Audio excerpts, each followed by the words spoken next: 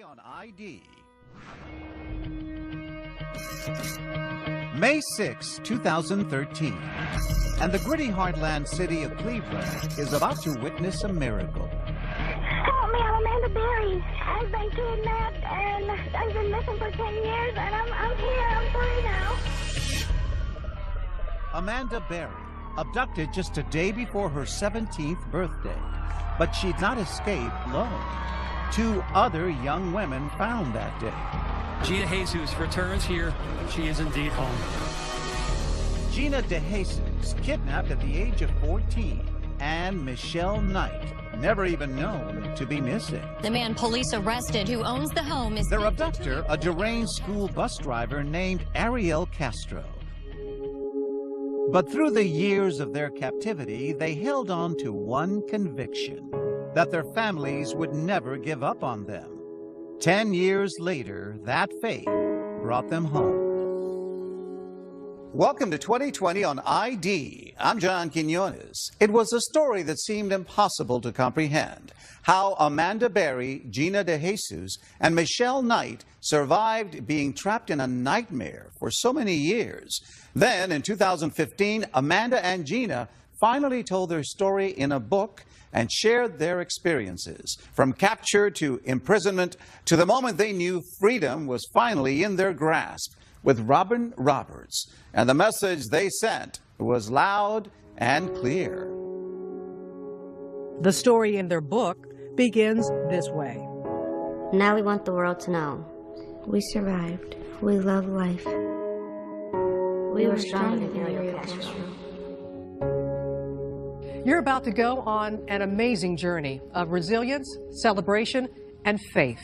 Until tonight, it's been a mystery what really went on in that house for an unimaginable 10 years.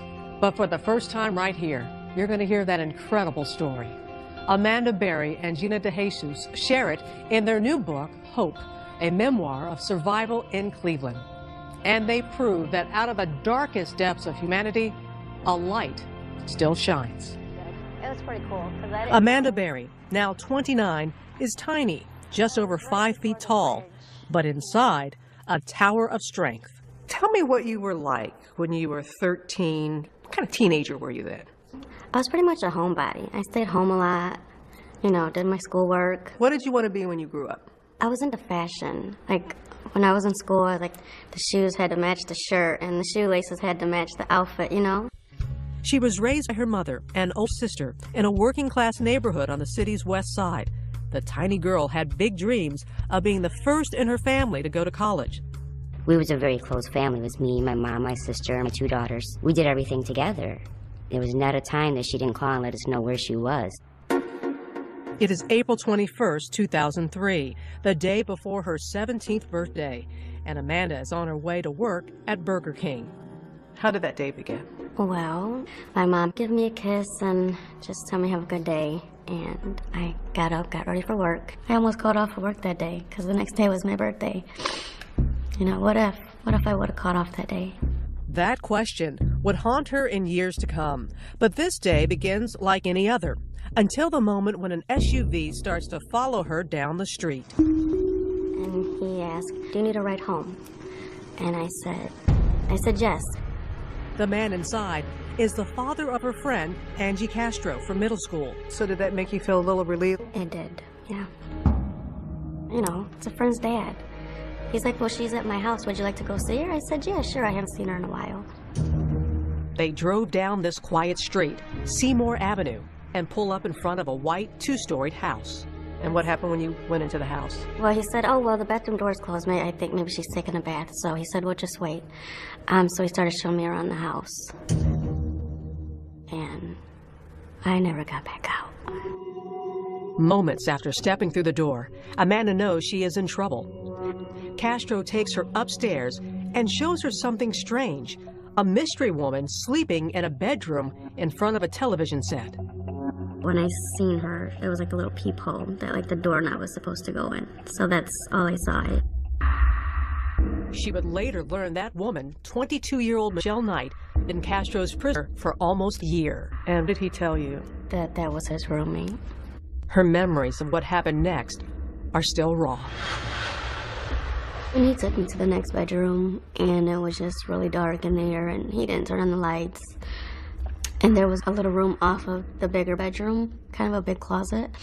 And he took me in there, and he told me to pull down my pants. And from there I knew, like, this was not gonna be good.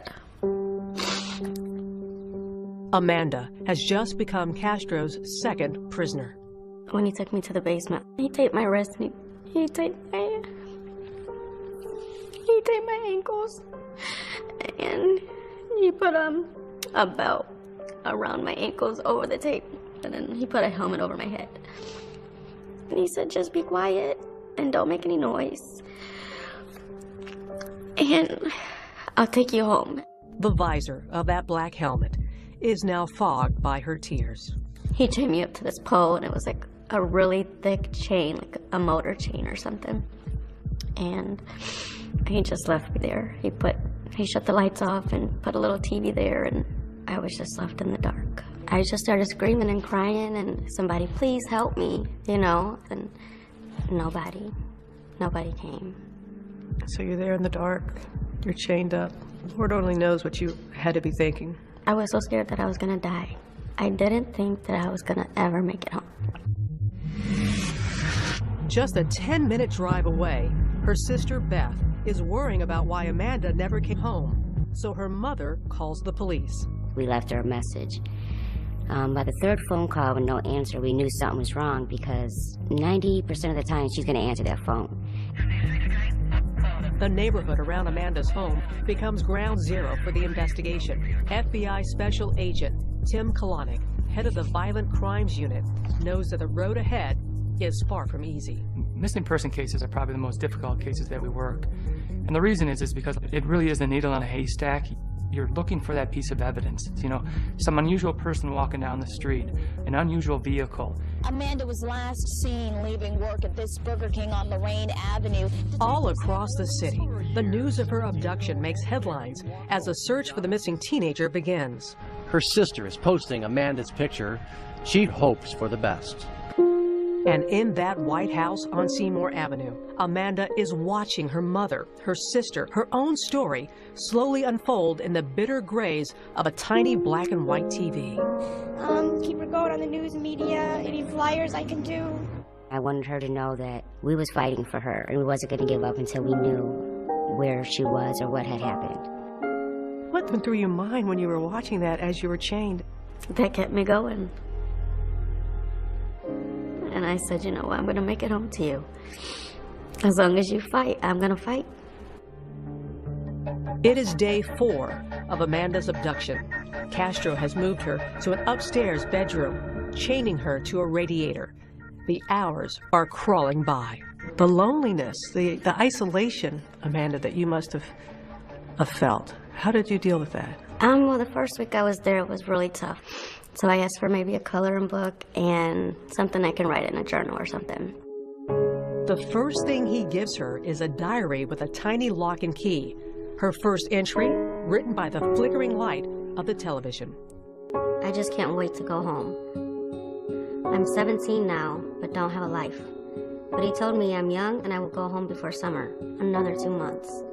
It would be 10 years before she would return home. When we come back, Amanda's private diary, her secret code to trap him, next.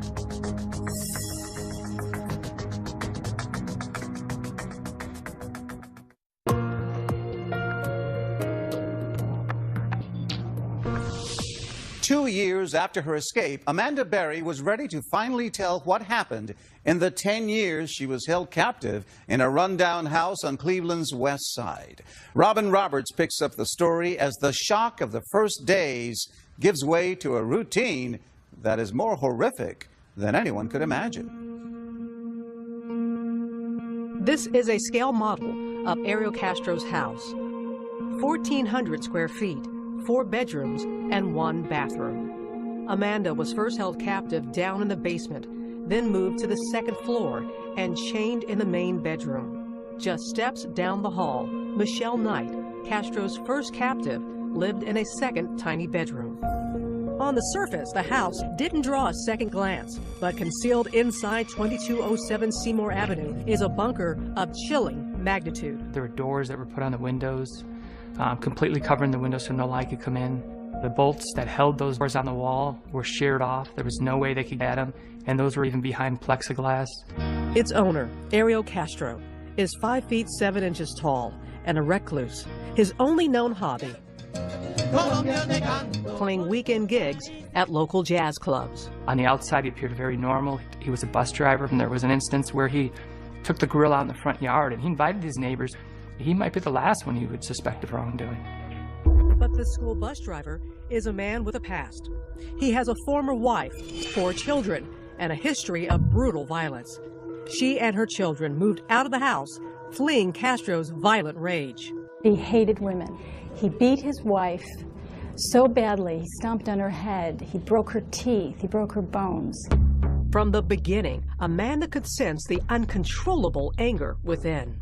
He was very intimidating. He was very scary. His voice was mean and like deep, and if you ever looked into his eyes, they were like black, like he had no soul. It is April 27th, 2003. 6 days into captivity, and Amanda is still chained to that radiator in the second floor bedroom. My chain is actually a few different chains linked by padlocks. It stretches 5 feet from the radiator to my stomach. 5 feet has become the size of my whole world. Can you describe what it was like to live chained like that? It was really hard going to sleep at night. You know, if you wanted to toss onto your back, you couldn't do that. You would have to take the whole chain and move it to the front of your stomach so that you're not laying on the big lock on your back. Her tiny room, about the size of a closet, is dark and filthy. The mattress was old and nasty. It was just disgusting, and the buckets, he used the bathroom. That smelled horrible. Once a day, he feeds her, sometimes junk food, sometimes not at all. He started to give a bag of chips or crackers or something. Her access to the bathroom is strictly limited. You could only take a bath like once a week. You know, my hair would get so tangled, and I would try to brush it out with my hands, and it just got nasty, being so dirty. Ariel Casrto is her only lifeline, but everything, even her weekly shower, comes at a price. He tried to act nice, but he's like, well, maybe you need to go take a shower, and I had to take a shower with him. He forced you to take a shower with him? He thought that, well, I gave her that. I deserve this. Well, what do you want to tell people about the sexual abuse that you suffered? It was horrible. After a while, you just get used to it. Like, you numb yourself to it, and you put your mind somewhere else so that you're not there. You know, you're not in that room with him. How often did you think you were not going to survive? Oh, there was plenty of times when I just never knew why is he keeping me here? Is it, one day when he's done with me, he'll kill me and get rid of me. Yet, what Amanda now knows of Castro's brutality strengthens her conviction to survive. I realize I have a mission. This man enjoys hurting women, and I want people to know it. I don't want him to get away with it. I need to outlast him. She keeps a record in code in her diary. Hidden testimony against Ariel Casrto. 1X, 3, 4. Each entry, a daily record of rape. You would actually put how many times he was assaulting you? I would always write these numbers at the top of the pages because I felt like, one day maybe authorities will get to read it and he'll be punished for what he did. She's disturbed that Casrto calls her his temporary wife. He would try to hold hands with me. It would just make me sick because he would fall asleep, and so I would take my hand away from his hand, and I would scoot to the very edge of the bed, but I couldn't go too far because of the chain. Amanda has been missing for a week when her family receives a late-night call. It is Casrto taunting them using Amanda's cell phone. He called and said, I have Mandy, which nobody called her Mandy, but who knew her. She wants to be with me. We're married. Well, we kind of just sat there like we know she's not married. We knew definitely that it was foul play. Making that call on Amanda's phone was a near miss in the case, leading authorities to within 2 blocks of his house. In 2003, the FBI was just starting to develop technology that could track a cell phone's location. The intelligence and the information we have indicated that Amanda's phone was used in about a 30-40 block area. We spent about a week around the clock in that area, hoping that this phone would be used again. But Casrto didn't use that phone again, and their one solid lead vanished into thin air. They were very good tips, very good leads that we had to follow up on, and we did follow up on. But unfortunately, the tip that we need just didn't come in. The weeks are slowly stretching into months when Casrto makes Amanda a strange promise. He would always tell me when he got another girl in the house that, you know, I'm just looking for another girl and then I'll take you home. But Amanda knows he's lying to her. She's seen Michelle Knight locked in another room. Though they've never spoken, she knows Michelle is a prisoner too. It was scary because I didn't know if one day we were going to be murdered, when he felt like he was done or he wanted more girls in the house. Like, what was he going to do to us? As the months pass by, Amanda's mother is fighting to hold on to hope. Her daughter's room unchanged since her disappearance.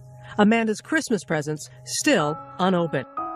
4 miles away, in the freezing cold of her room, Amanda fills the empty hours by writing in a diary, hundreds of pages, in notebooks, on napkins, and even on fast food bags. So you get a bag like this, you'd bring back something home, what would you do with it? We would just sew all the way around. There we go. Voila. There's your paper. How many days could you get into this? Oh, that could last a good week if you needed it to. Amanda has been a prisoner for almost a year when Casrto goes on the prowl again, hunting just 5 blocks away from the street where he kidnapped Amanda. On this day, the young girl who catches his eye is 14. Her name, Gina DeJesus, and she's one of his daughter's closest friends. He pulls over to me, and then I got in the car, and then he would say he's going to turn around, and he never turned around. Gina DeJesus is about to become Castro's 3rd victim. Stay with us.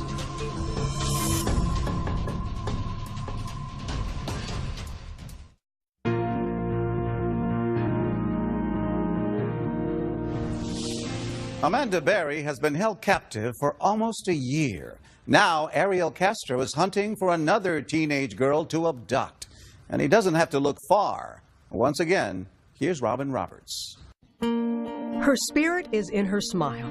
Gina DeJesus, age 14, the baby of the family. She loves to dance. I like you.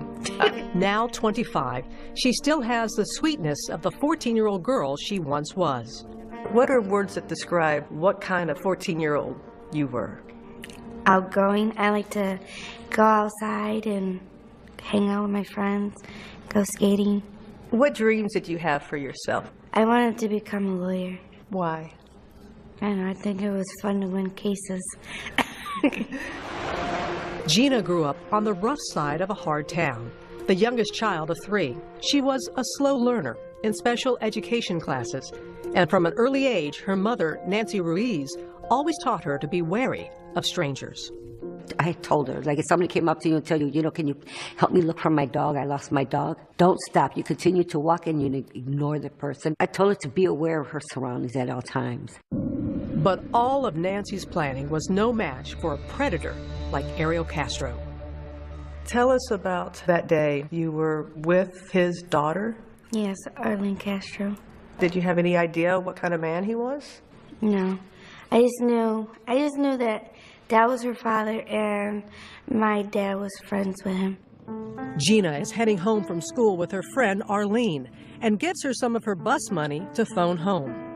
We were talking about what we wanted to do because it was Friday. And then I was like, you could come over. And then she asked her mom, and her mom says no. She went the other way, and then I went the other way. Now short on bus fare, Gina starts the long walk home when suddenly that maroon SUV pulls up at the curb. It's Arlene's father. He asks me if you seen my daughter? I said, yeah, she's right around the corner. He was like, can you help me find her? And I said, sure. When they arrive at the house, he invites her in. I was sitting there, and he's like, starts to touch me and stuff. And then I'm like, what are you doing? You can go to jail. And then he just switches up like, well, okay, you're gonna go home now. He said, but you can't go through the same door you came in.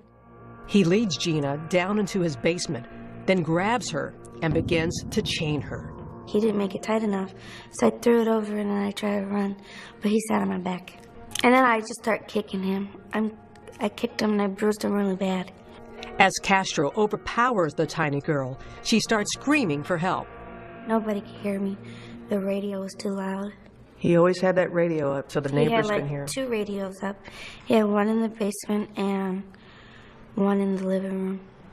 What were you feeling in those initial moments when you're in that basement for the first time and he leaves you there chained like that? I was, why is this happening? Why can't nobody hear me when I'm screaming? Help was only 2 miles away. If Gina's parents only knew where to start. I went searching everywhere. Dumpsters, schools, empty buildings. The police feverishly search for clues, now suspecting that there is a serial criminal on the loose. By air, on ground, every inch of Cleveland's west side under the microscope. For the first few weeks, Gina is traumatized by Castro's disturbing behavior. He would take my hair and put it in his mouth. I don't know why he did it, but it was gross. When was the first time that he took advantage of you? May 7th. She still remembers the exact date, but it's still too painful to say more. What are you comfortable in sharing and telling us about that? I'm not comfortable. During her first few days in captivity, Gina watches stories about her own kidnapping and begins to suspect that she is not Castro's first victim. I kept watching the news after a while. You would hope that Amanda Berry will soon come home. I was like, did you take Amanda? And he was like, no, why would you think that? I was like, because you took me. 1 month later, he admits the truth, allowing the girls to meet for the first time while watching their families on America's Most Wanted. I called in friends after friends. They said they did not see her. So what was your initial feeling that, oh my goodness, there's 2 others, that I'm not the only one in here? He's got 3 of us. There's something wrong with this man. With 3 women now imprisoned in the house, each in separate rooms, Casrto seemed to be creating a strange polygamous version of his ideal family. What was the relationship like with you and him? I couldn't stand him, but I couldn't show it all the time. I had to act like I liked him, and we were friends, but I really didn't like him.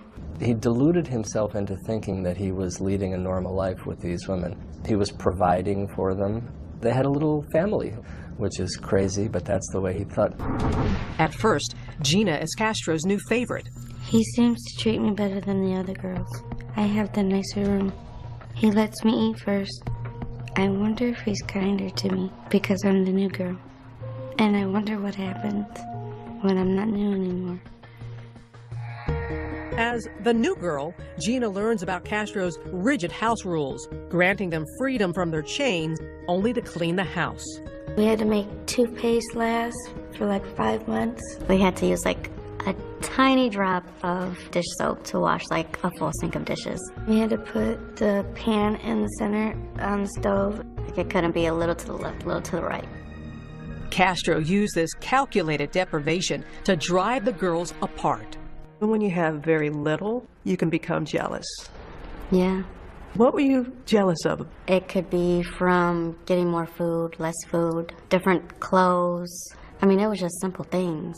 But when you don't have anything, you're like, well, why don't I have that? I want that.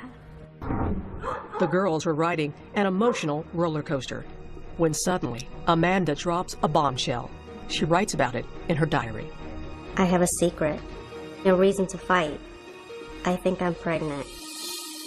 When we come back.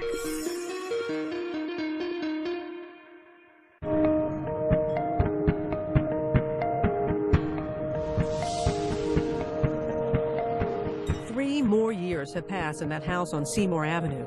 Gina, Amanda, and Michelle locked in a prison of frozen time. Their posters are getting tattered. Their school friends have graduated. Years of isolation have left the girls with nothing but the past. I never finished high school or learned to drive. I hate him for selling me off from the world. What was the biggest part of you that you felt he took from you that you lost? A normal life, living life. As a normal teenage girl, having birthdays or going to a prom, having the fun times as just a regular teenager. Still, they hold fast to the memories of their family's love. Ironically, Casrto gives the girls this stencil. They trace the word hope to ward off despair. I got that when he went to the yard sale. I thought it was so random. What did it mean to you? It gave me hope to come home one day. Their only window to the outside world is that black and white television.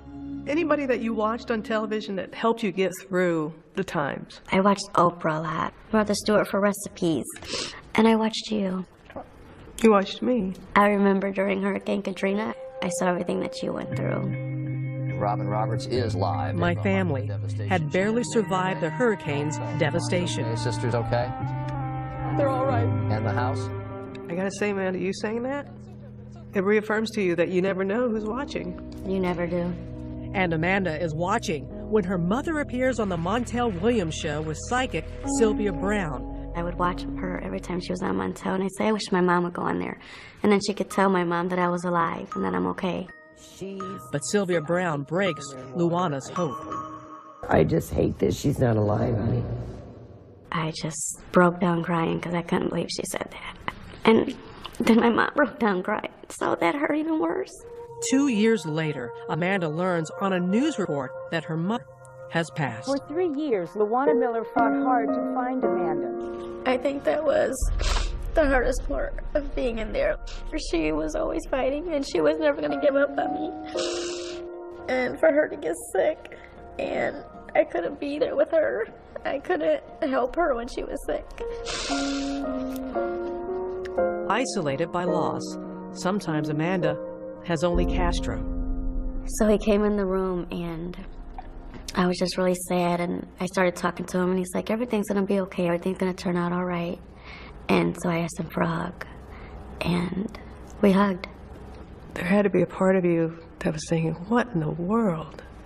There was, but then there was another part of me like, I needed that. I needed like a human caring touch instead of everything that he always did, which was not caring. It is Amanda's 20th birthday when Hope makes an unexpected visit. I think I'm pregnant. I think my mom sent this baby. Someone helped pull me through. I think just sending me a miracle. When you first realized that you were pregnant, what went through your mind? I was terrified. I mean, I barely eat, and I'm chained to a wall, and I have a bucket for a bathroom.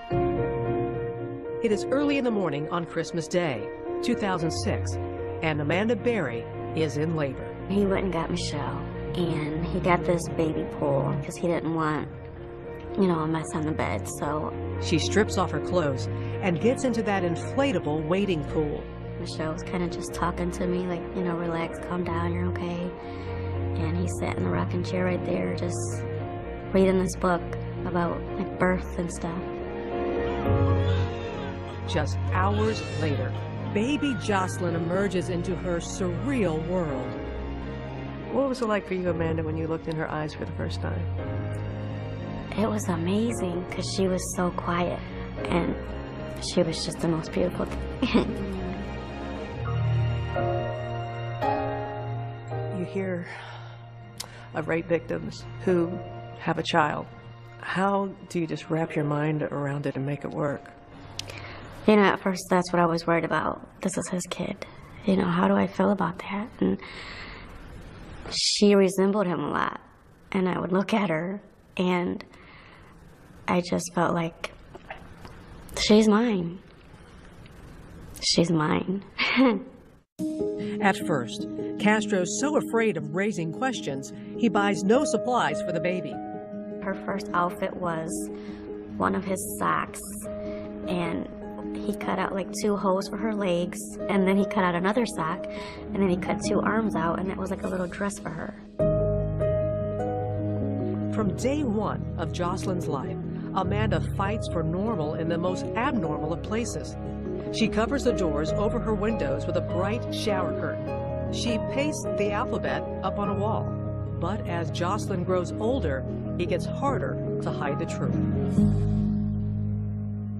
Does she see the chains on you? Yeah.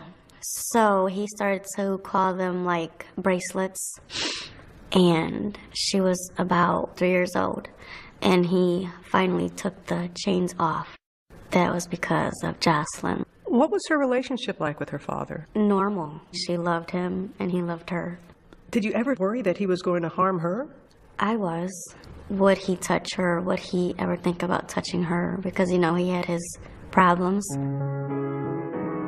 Despite those fears, she says Casrto is a good father. Though Jocelyn is almost 3 before he consents to her first walk outside in the sun. She had never been to parks before and seen little kids like herself. One of the best times when you looked out and you saw the sunlight on her face for the first time. It was the most beautiful thing. I just felt like that's where she should always be. It's the beginning of a new chapter in Jocelyn's life, going outside, attending Sunday services. Her room is now filled with toys. Castro's love for Jocelyn is turning him into a different man. He really didn't know what to do because this adorable little girl saying, I want to go outside and see the ice cream man. I want to go and see the snow. And the more she led him outside, kind of the more likely it was that his jail was going to one day burst apart. It is the summer of 2011. Jocelyn is almost 5 years old when, in a defiant act of hope, Amanda creates an imaginary schoolhouse inside the prison of their tiny room. We would pretend, leave our house, all of this in the same room, of course. So you've been doing all this in the same room? Yeah. I would tell her, okay, we're at a street now, so you gotta stop. And then you look both ways for cars, and then we can go across the street. Okay, we're at school now, so and then I'd sit her at her little desk and tell her, you have a good day at school now, Mommy will be back later for you. They would travel together on that imaginary journey every day of Jocelyn's kindergarten year. When we come back, how they nearly escaped. His daughter was right there, 10 feet away. Did you think about if we yelled? Next.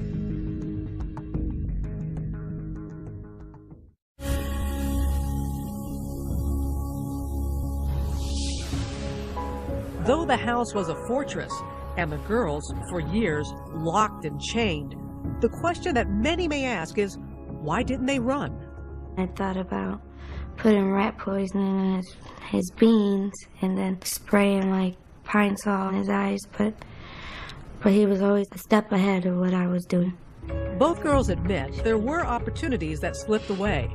Once, when Gina's friend Arlene Casrto stopped by, he moved and chained all 3 girls in the basement.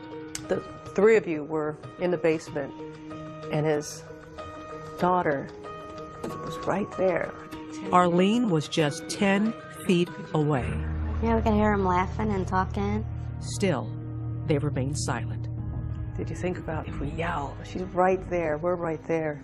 Possibly she could hear you? There was always a chance. What if he killed everybody?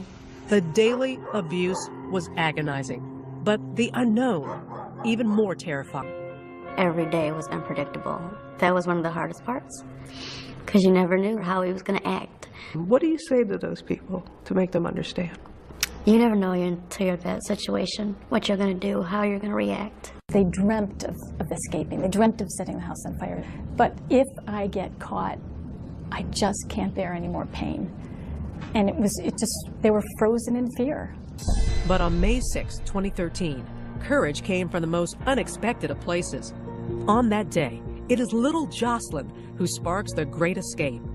Jocelyn goes downstairs, and then she runs back up, and she says, I don't find Daddy. Daddy's nowhere around. It's like, Mom, Daddy's car is gone. My heart immediately started pounding because I'm like, should I chance it? If I'm going to do it, I need to do it now. Amazingly, she finds her bedroom door unlocked. This is the one time that your room was not locked. Never before. In 10 years has that happened. She races downstairs. The front door is open, but beyond it, a second door, padlocked shut. Still, Amanda manages to squeeze out an arm. So I'm just like waving my arm and I'm like, somebody please, please help me. I'm Amanda Berry, please. She's too afraid to go back for Gina and Michelle. I turned to Michelle, I'm like, we could run. But then once Michelle gets pumped, I talked her out of it. Why'd you talk her out of it? I thought that Amanda got caught. Outside, a neighbor sees Amanda, but is afraid to intervene. After I got to that door and the guy didn't help me, I was like, he's gonna come home and this is just gonna be the end. That's when Charles Ramsey shows up. I see this girl going nuts, trying to get out of her house. I go on the porch and she says, help me get out. I've been in here a long time. He kind of like started like trying to pull on the door, but he couldn't get it open either. And so he like kind of kicks it and he's like, there you go, finish kicking it out and you can get out. With reckless courage, Amanda kicks her way to freedom and emerges, clinging to her terrified daughter. This is a cell phone image of that moment of freedom. And she comes out with the little girl and she says, call 911. My name is Amanda Berry. Help me, I'm Amanda Berry. I've been kidnapped and I've been missing for 10 years and I'm here, I'm free now. Were you still frightened that he may show up at any time? I was terrified. And just because there's people on the street doesn't mean that he wouldn't hurt me. Why, after all this time, do you think he left that door open? I still don't know why he left that day with the door unlocked. I will never know. Within minutes, the police start flooding the street. It was so unreal because the cops just kept coming. My partner immediately asked her, is there anybody else inside? And she said, yes, Gina DeJesus and another girl. A neighbor captures the moment when the police storm the house. Inside, Gina and Michelle cower in their room, afraid of Castro's rage. And I'm like, oh, we're next. He's coming for us, so close the door. They yell police, and then Michelle swings the door open and just runs out there and hugs him. She jumped onto me. She's like, you saved us, you saved us. And I'm holding on to her so tight. In tears, Officer Anthony Espada looks up and sees Gina, unrecognizable after losing 30 pounds. I just look at her and I asked her, what's your name? She said, my name is Georgina DeJesus. We found them. We found them. Lost and finally found, the flashing lights blind their eyes accustomed only to darkness. Once I saw that, I'm like, this is it. I think we're free now. Delivered at last from the shadows, their families wait with open arms. Oh my God, she is so skinny, but she was still beautiful. She had the biggest smile that she always had. It was like me. I needed somebody to wake me up. Thank you, Lord. You brought my baby back home. For Amanda, Gina, and Michelle, the endless nights of terror have finally come to an end.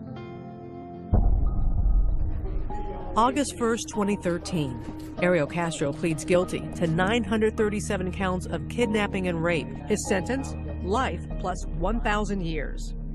But can Gina and Amanda forgive the man who stole their lives away? I think you have to forgive in order to move on with your life. Can you forgive him? I thought about that a lot. And in this situation, I feel like, no, I could never forgive him. I mean, he took my mom from me. I'll never get to see her again. Just weeks into his sentence, Casrto hanged himself. I wish he would have not killed himself because I wanted him to suffer like we did. I think he took the easy way out. The house on Seymour Avenue has been demolished, torn down by the state to prevent it from becoming a morbid curiosity. It took less than 1 hour to erase a 10-year-old nightmare. You cried. I think it was like tears of happiness. Everything bad that happened in that house, now it's gone. One hopeful item from those dark years, a thank you note, now seems prophetic. So like one day I was gonna get home and they were gonna read this. Thank you for not giving up on me. And it's because of your help that you're reading this, because that means I'm home. I think this is in part what brought you home. To Amanda Berry, Gina DeJesus, and Michelle Knight, 3 extraordinary women. And what about Michelle Knight, the third woman imprisoned in that house? We don't really keep in touch, but I just wish her the best. For Amanda and Gina, survival has sweetened the taste of freedom. And how's your life now? It's great. I can walk outside when I want. I can take my daughter to school. I can go to my friend's house. I can eat what I want. I'm going to school now. Have you learned how to drive yet? Yes, I have my license. I hope my daughter, she does good in school, and we just have a bright future and see what comes. With the past now behind them, one last note. To the thousands of missing children out there, watching, searching, as Gina and Amanda did, for a light in the darkness. And you don't know who's watching you right now when we air this. What do you say to that person who's watching you right now? Amanda looked straight into the camera with this message of hope. Never give up, because you will make it. Your family, your friends will not give up, so you don't give up.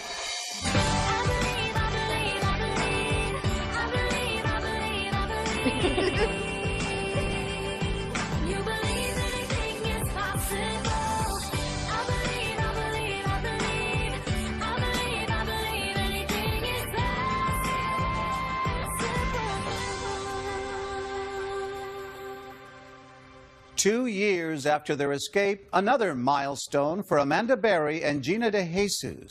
Both women received honorary degrees from John Marshall High School in Cleveland, the school Amanda was attending when Ariel Casrto abducted her.